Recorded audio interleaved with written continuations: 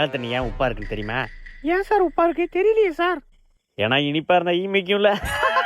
ஐயோ sir, super joke sir. நான் ராஜ்குமார் சிரிக்கலையா? சிரிச்சாதான் இன்டர்னல் மார்க்கு. சார் செம ஜோக்கு சார். அடுத்த ஜோக்கு. சொல்லுங்க சார், சொல்லுங்க சார். தூங்குறதுக்கு முன்னாடி ஏன் குட் நைட் சொல்றேன் தெரியுமா? ஏன் சார்? ஏன்னா தூங்கிட்டா சொல்ல முடியாதா? ஐயோ சார், செத்துரும் போல சார். ஐயோ சார், நீங்க வேற சார், வேற. ஐயா சார், டீசி கொடுங்க, நான் வேற ஸ்கூல் போறேன். ராஜ்குமார் நில்லு. ஐயா நான் போறேன் சார். நில்றா, என்னடா விஷயம்?